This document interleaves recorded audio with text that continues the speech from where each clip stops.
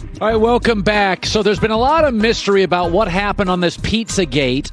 Michael Jordan tells the story. He got food poisoning. It was not the flu game. It was food poisoning, and a lot of people don't buy it. So I thought, can we find the guy who delivered the pizza? We got lucky, and we found him. His name is Craig Fite, and he is working right now, but he's been kind enough to join us via the Cowherd Global Satellite Network. So here we go. All right, Craig, I'm going to be the trusted reporter and ask you some probing questions. So let's start with this. Do you remember the night? It was a Wednesday night. Do you remember it well?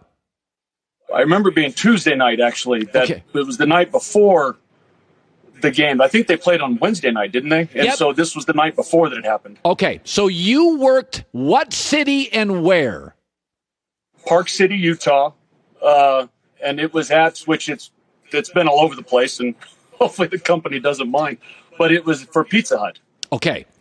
And where were the Bulls staying?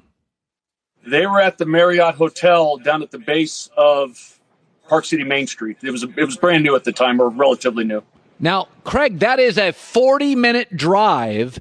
That would seem to me to be out of your jurisdiction as a pizza place. Oh, all right. So maybe that's part that's getting out there that's not correct. Park City, the Pizza Hut was in Park City.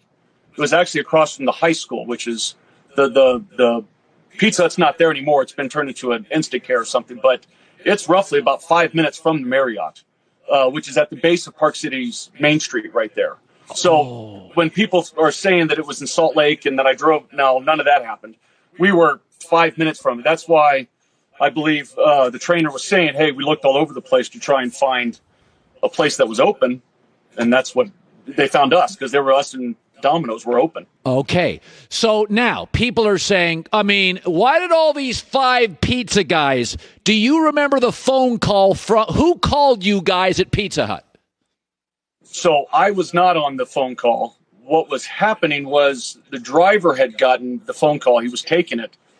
And just to preface it, the Bulls, when they would order stuff, would actually order large amount, like 10 pizzas at a time or something along those lines. So, and that would generally happen during the daytime sometime, because they had been there for about 3 or 4 days already, because they'd already played a game there before this game came up. So when the call came in at night, the driver kind of waved at me and pointed down, because he knew I was a Bulls fan. He pointed down at it, finished the call, and he says, hey, I think it's the Bulls. We're over to the Marriott. And, I think it's the Bulls. So he goes, I don't know who it was. We didn't know it was a player or anything along those lines, but that's what was happening. Okay, so then you make a pizza, and you make a pepperoni pizza, and thin and crispy, thin crust. Yes. Was the pepperoni good, moist, fresh, or what? Yes, it was funny. I happened to make the joke. I was like, I need to take care of this because, and joking manner, mind you. I said, I got to make this pizza. I don't trust any of you guys. You're all Jazz fans. You all do something to this pizza. So I went ahead and made the pizza. So you made a delicious pizza, thin crust. Then you went over by yourself?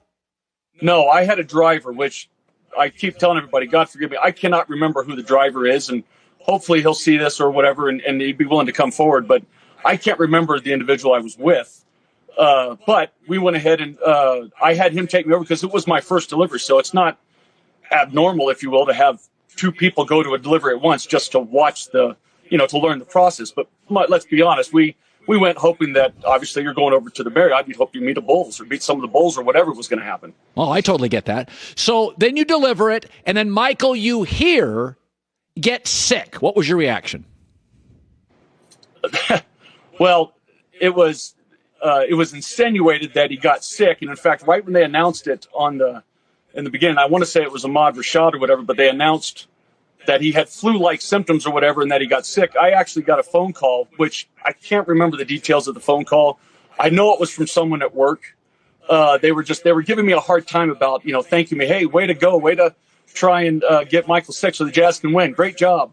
And so I remember that part, but I was like, oh, no way, I didn't do that. No way, I took care. In fact, I even geeked out and watched the pizza being made to make sure it didn't puff up or make a bad pizza. I wanted to help the Bulls there, not, lose it for them or make them sick. Yeah, you're a Bulls fan, right? Correct. I was a Bulls fan. I was a Michael Jordan fan.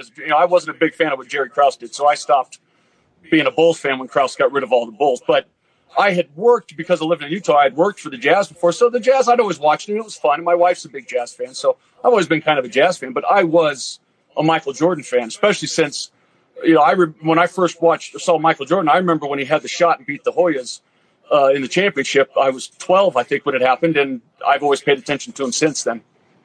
Craig Fite, okay, it sounds real to me. Michael, I don't know. I don't know what the heck happened. I don't think he got a hangover. First of all, Craig, thank you. Go back to work. You're very kind for doing this. Thank you for the accurate portrayal of what happened. Thank you. Real quick, just so everybody knows, just because it's information, do people want to know where I come from? My son's name is Alexander Jordan Fite. So, Jordan, I'm a big Jordan fan, and no, I don't have any issues with him with all this stuff going on. But I appreciate the chance, Colin, to come on and talk. Craig Fite. I am a fan of Craig Fite. And I know now where he works, and I'm going to go and buy something from where he works. How's that? Craig Fite, thank you very much. Hi, everybody. Thanks for watching. Subscribe here to get the latest from the show. Also, be sure to check out more of the best clips from The Herd or go watch a few segments from other shows on FS1.